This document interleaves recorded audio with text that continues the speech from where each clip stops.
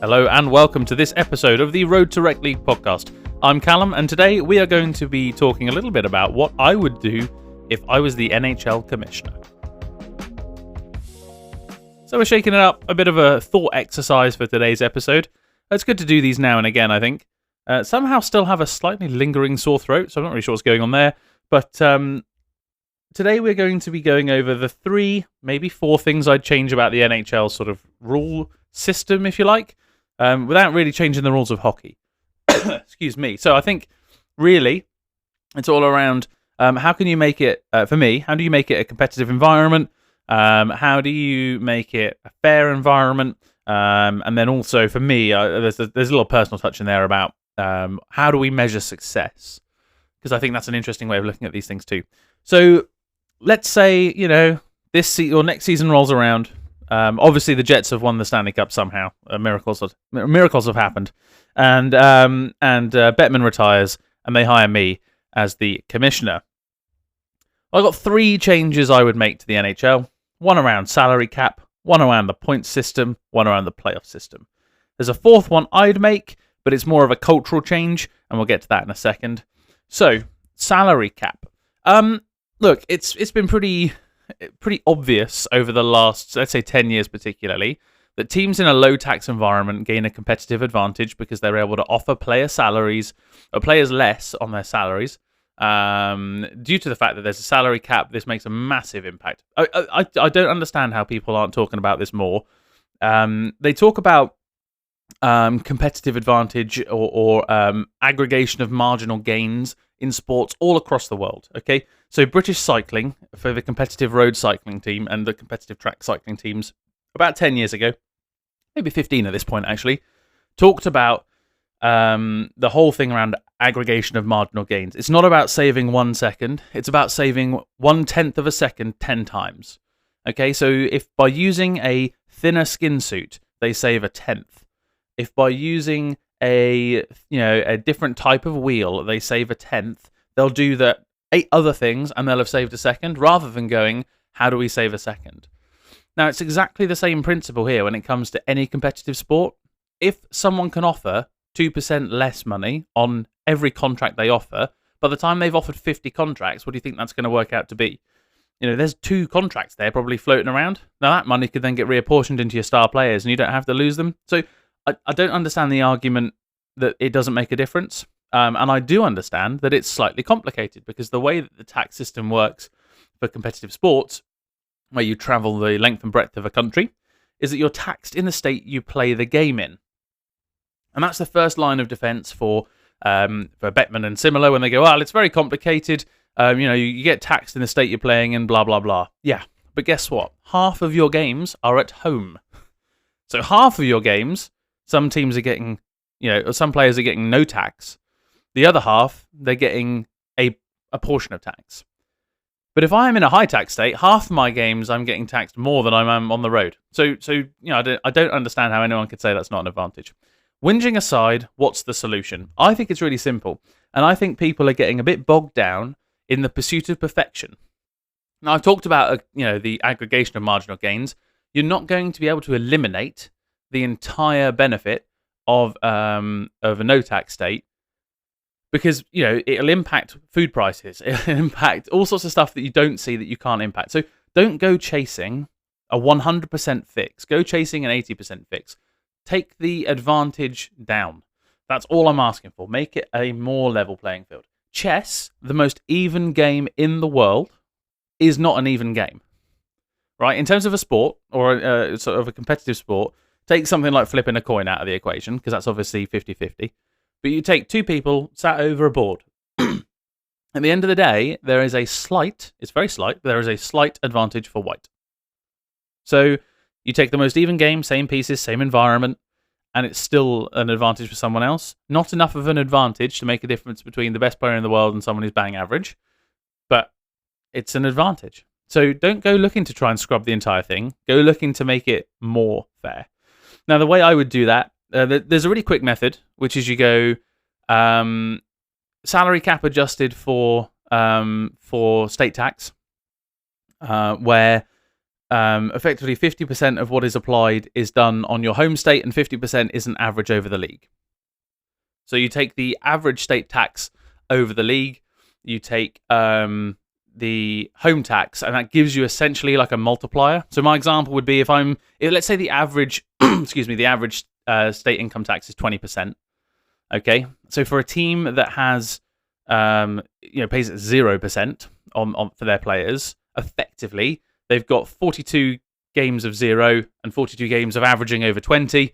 So you find a multiplier that says, okay, well the average is 20, so they'll get X% less on their salary cap to adjust for that.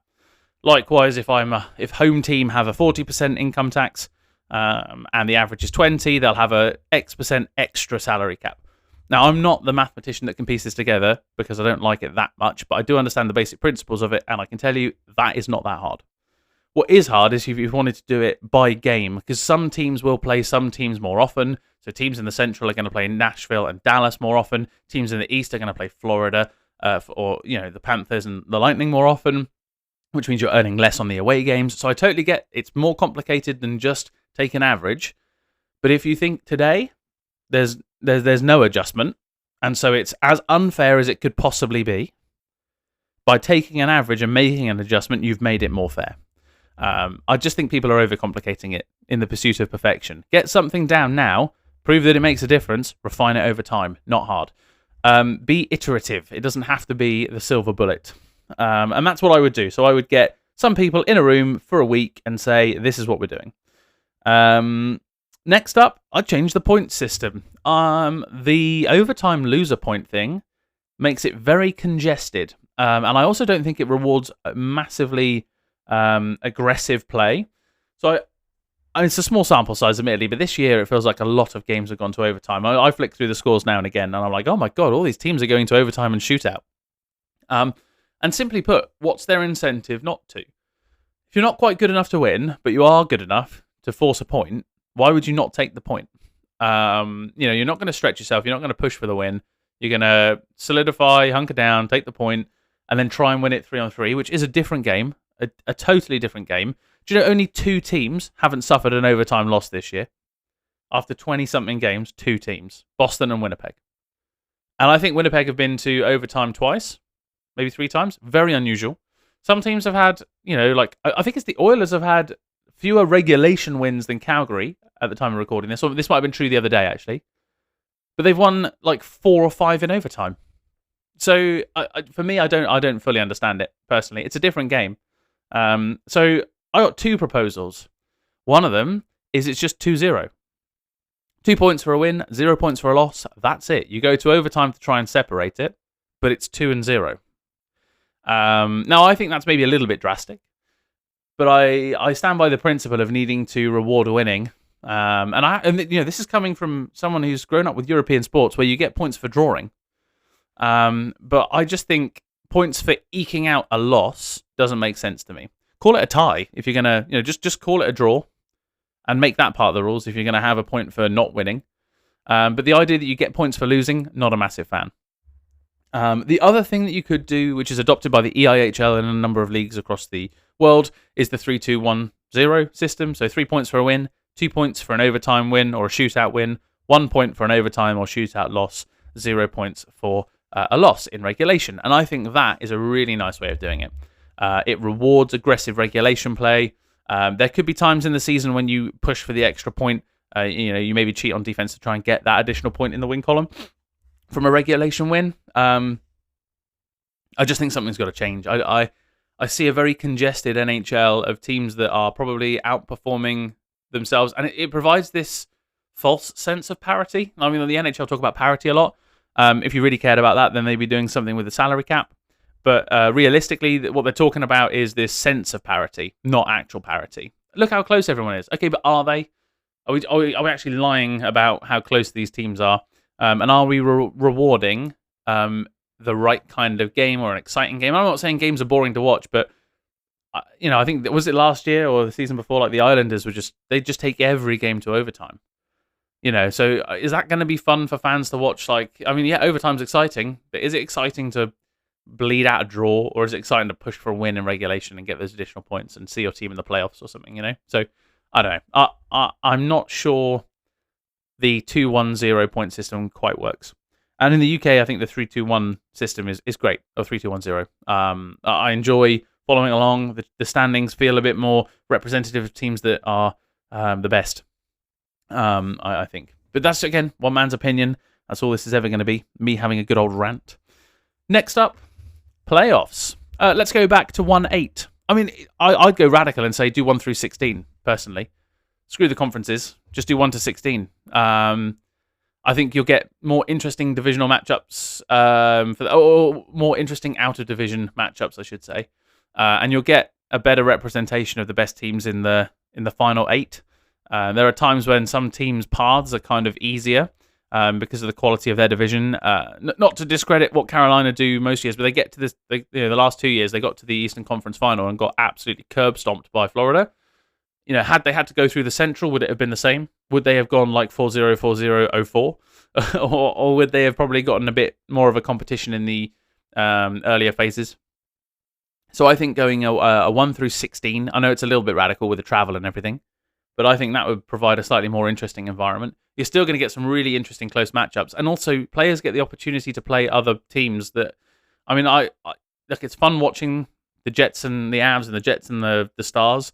But I'd love to see them face off against the Pens or Florida or the Lightning or something like that. I'd love to see them taking on teams out of division in a playoff environment. I think it'd be really exciting. So, again, a bit radical. I mean, if you're going to go for the halfway house, you go for the 1 through 8. But I'll take 1 through 16. I know that there are practicality issues with that, but it could be worse. It could be worse. At the end of the day, this professional organisation, I'm sure they'll manage. And the last thing I want to do, and this is just the final point, because I do want to keep this, focused, is I would like to get a bit more of a cultural, how do I put this? Like a cultural acceptance of winning in the regular season. It grinds my gears when people say, "Oh, regular season wins don't matter. Wins in October don't matter. Wait till game 83, blah, blah, blah." Well, then why the fuck are we here? Like, literally, what are we doing if we're just waiting for playoff hockey? I cannot comprehend that mindset. So if I were commissioner, I would put a lot more emphasis on regular season success. Look, the Stanley Cup is the Stanley Cup. It's never going to be topped by the President's Trophy. But why are we not celebrating the success of being the best team in the regular season? I'm going to say something a bit controversial here. The best team in the NHL is the team that wins the President's Trophy. And I'll tell you for why. They've had to be consistent over 82 games against all other 31 teams. They've had to do it in every month. For over a 6-month period, they've had to maintain success. That is really hard. Being competitive and being at the top of your game for 6 months is very, very difficult. They've had to do it battling injuries on and off. They've had to do it, with some really weird travel schedules, back-to-backs, all sorts of stuff like that. All the adversity that builds up in a regular season gets forgotten about. But I think it's harder to win the President's Trophy. In the Stanley Cup, the hottest team wins. Or it's a slightly different game of hockey because it's a little bit more physical, and the most physical/skilled team wins. But if you want my opinion, the best all-round team is the team that wins the President's Trophy. And that's super controversial. I know so few people will agree with that, but I'm going to make my claim for it now that is exactly how it is. And that's a hill I'll die on. So don't get me wrong, though. I'd rather win the Stanley Cup. I just think the better team wins the President's Trophy. Right. That's kind of it, really. I thought it'd be fun a bit of a thought exercise. Let me know what you'd change in the comments or I think there's a comments and discussion section on Spotify as well. I'd be really keen to hear what other people would change, even if it's 1 or 2 things. I mean, 3 and 4, 3 to 4 is quite a bit of change in 1 year, but fuck it, they're all grown ups. They'll get over it. And there's an opportunity to make an interesting product there. Oh, and if I could do a 5th, it'd be sort out the marketing. Just the NHL is the best sporting product in the world. So figure out a way to get people to see that, because hockey is vastly more exciting than American football, which frankly is boring. So they've just got to find a way. They've got to find a way to get it out there and get people to watch it, because once people start watching it, I think they very quickly realize it's the most exciting sporting product of any conventional sport. Anyway, rant over. Let's get into talking about my week in training. Another week's gone by. and another sort of few sessions on the ice, which is always exciting. I had, what was it, 2 training sessions. Obviously, I had my adult learn to play on Sunday, which was great. And then I also had the training with my rec league team on Wednesday, which was brilliant. So on the Sunday, we did skating and shooting practice, which was great. So skating was sort of like tire. You start on the goal line. There's a tire sort of by the face-off dot on the other end. So you're skating maybe, I guess it's like 180 feet ballpark, maybe 170. So skate up and back, skate backwards and back, do crossovers and back. That sort of thing. Work on stops on the way. So it'd be skate hard, stop at the blue line, skate hard, stop at the red line, skate hard, stop at the blue line, come back. Really, really good. Any excuse for me to get time on ice skating is perfect. We then did a couple of sessions where it was skating between some cones and then putting a shot on goal. We had a couple of goalies. We had one goalie, I think. So got a couple against a goalie, a couple on empty nets. Did my little backhand move, pinged off the post. I turned around and I saw the coach having a good grin because I'm not that capable, clearly. I think I've made that quite clear through all of this. But I don't think he was necessarily expecting that. Particularly having seen how piss poor my forehand shot is. I should probably put my time and effort into working on that, honestly. So that was good fun. And then we played a really fun one-on-one drill. Basically, there's a forward and a defender, and the forward skates to one set of tires that are maybe 3 or 4 feet ahead of the other one. The defender skates to the second set of tires. They come back, transition to backwards, and then you are one-on-one with a defender and an empty net, basically. Now, I really love this drill, because once you've been the forward, you then have to become the defender, and then you go back into the cycle again. So you play both roles of defending a one-on-one rush and being the offensive player. I like that mono thing, like the one against one piece. So it's good fun. You get a bit of time and space. It's a chance to work on some stick handling and head fakes and stuff like that. And I really enjoyed it. I had a great time. I actually, for the first time in I wouldn't call it a game situation, but a training situation, I transitioned to back skating and was able to get in the way, block a shot, do the right kind of thing, keep a gap. So I was really, really proud of the effort in that one. But I love that drill, and I would do that drill every week. Honestly, the way we cycled through it was great, and it just felt like you got enough rest. If you put the effort in and you worked hard, then you'd be tired after your two shifts effectively. Your rush and then you defend the rush kind of mentality. And so I went hard and then rested, and then went hard and then rested, and it was great, absolutely perfect. Really enjoyed that. So we did those, and then we went into a scrim. Highlights from the scrimmage. Made a couple of breakout passes, which was cool. And just generally getting a few more puck touches now. And I think that's just coming with confidence and willingness to get involved. So made like a cross ice pass from, I guess, the left-hand dot to the right-hand opposing blue line to someone to chip it in. That was a nice breakout pass. I really liked that.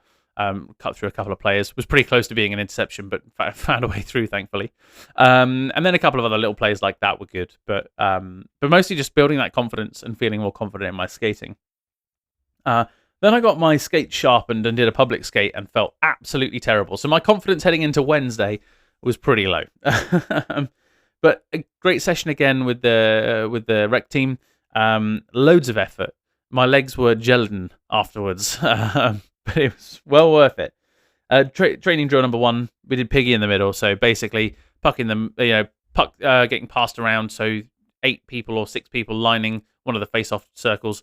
Someone in the middle, pass it past them. Try and prevent them from getting the puck. Got stuck into that one, and again, I'm finding I'm able to lay my stick around quite.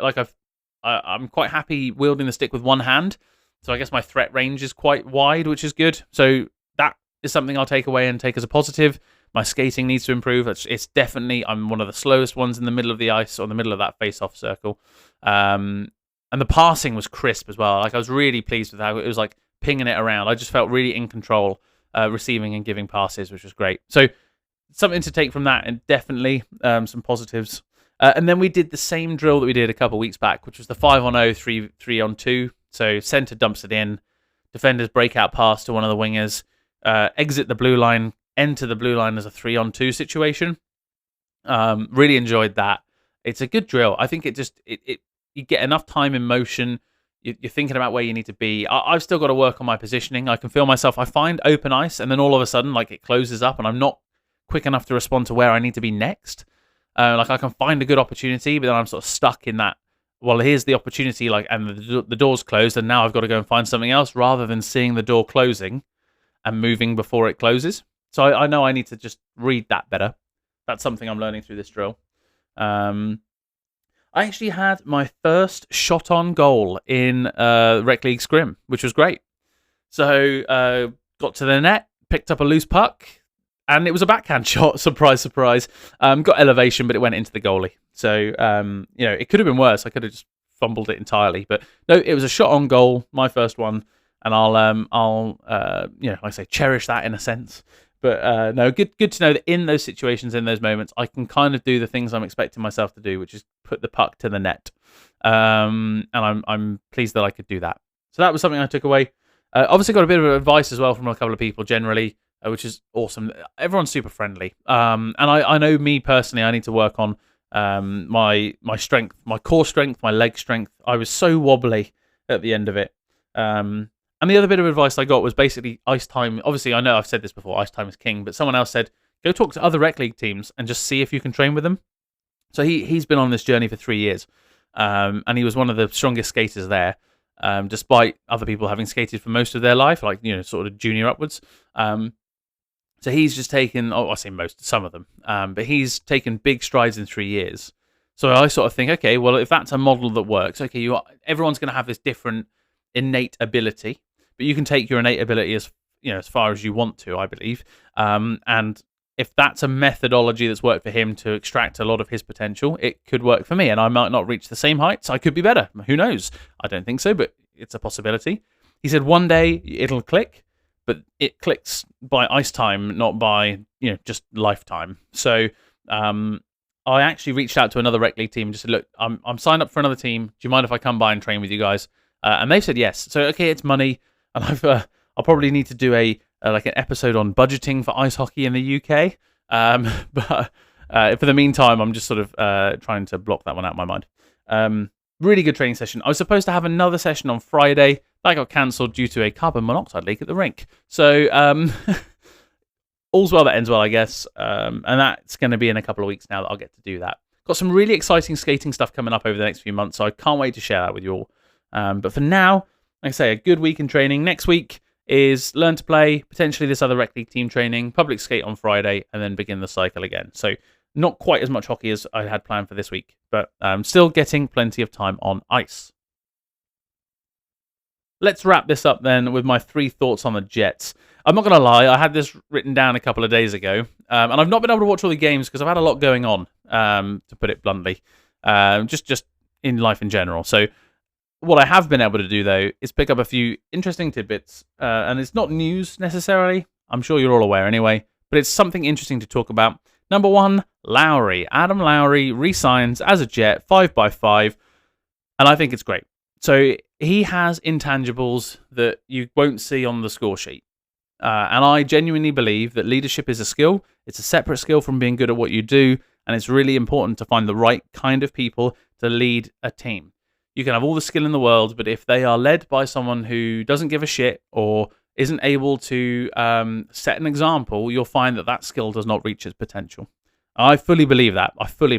So I'm really glad Larry's re-signed. He's always going to give 100% every shift he takes. So maybe in the latter years of his deal, it's a little bit less favourable money-wise, but fuck it. I think having that kind of personality in the room and that kind of drive in the room, your captain's locked up for the next 5 years, it feels sensible. Even if in that 5 years it changes from being a top team to a rebuilding team, you want that stability in my mind. Next up is Lambo. So Brad Lambert has been, his agent's been notified that he can find a dance partner somewhere else outside of the Winnipeg Jets. So they're looking to trade Lambert. They've just got to find the right move for him. And I'm disappointed in a sense because I really thought, I was hoping he would break through this year. I think the team was hoping he would break through this year. He's not been terrible across the board, but he's not been the step up that they really wanted from him. So they are going to try and trade him while there's still a modicum of value left. Really interested to see what they get. Someone talked about packaging something up for Minchikov over from the Ducks. And I think that'd be a really interesting trade. I'm all for having a better left-hand defenseman. I know Stanley's doing fairly well compared to he has previously, but it's not a big enough body of work to make me feel confident in his capabilities. I'm still nervous. So if it was a pattern of behaviour that he was excellent and last year was a one-off, maybe a different story. But it's been a pattern of behaviour that he has been below par, and now he happens to be doing okay, although I'll say this much, he still has some absolute fucking shockers on defense. And if you look at some of the Corsi metrics for some of these games, they're not pretty at all. The third pair is, despite needing to be sheltered, still not doing so well. I think him and Shen together is a travesty.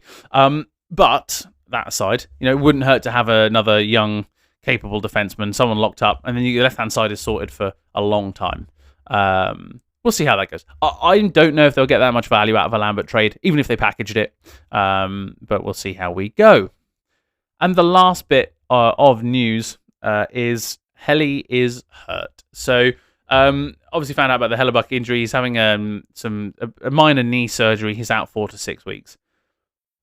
This could really do a good job of showing the warts. And I think, actually, look, if I'm going to put a silver lining on this slightly large cloud, it's that now we will see what the Jets are like without the best player in the league. Without the MVP from last year, without the 3-time Vezina Trophy winner, he has operated at a level. He's never had a season below 900, which is insane. In his life, he has never had a season below 900. He has been over like 915 for the majority of his career. It's frightening how good he is. You take him away, you kind of see what's left with the Jets. And Comrie is a decent goalie. He's utterly passable for most teams. But what he isn't, it is a standout player. It's like comparing Sean Monahan, okay, a perfectly capable center, all right, with Connor McDavid, the world's best center. Absolutely, Monahan can hold down the fort. Is he going to break a game? No. Hellebuck can break games. That's how good he is. And I think they're going to find that he gives you a chance to win every game. There might be the odd game here and there that Comrie doesn't quite give you that. And then we brought up Milic. Is it Thomas Milic? I think it is.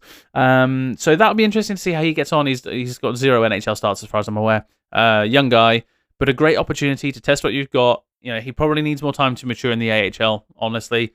I think he had a great end of the season before last, had a pretty rough last season. He's had a pretty decent start to this season. So the goalies need time. I think that's a given, really. So absolutely a good opportunity to bring him up, see how he gets on, send him back down, keep him maturing when Helly is back. And then you might figure out, okay, well, actually, Milic in 2 years. All right, so maybe you re-sign Comrie for another year, you bring up Milic the year after, because Bucky's going to be fine for a while, hopefully. Touch wood. But yeah, so that is going to be a loss that's felt, but it is going to show the warts that the Jets need to address. So silver lining here is they get an idea of what needs to change. It could be a really good wake-up call for this team. It could be the thing that shuffles the deck, resets a few challenges that they're having that have been covered up by the fact that we've had Hart-level, Hart trophy-winning goaltending, which you can't say very often. So anyway, that's that. That's the Jets. My thoughts on a few things Jets from the week. Mixed bag of results, but, we move on. So that's it for this episode as well, actually. Thanks ever so much for listening. Hopefully you've enjoyed it. Please, like, subscribe, leave comments, etc. Follow along if you're on Spotify. Let me know if there's anything you would, tweak about these episodes. It's once a week. It's half an hour. It's pretty light and breezy. So that's how I like it, and hopefully it's how you guys like it too. So until next time, enjoy the rest of your day, wherever you are. And bye for now.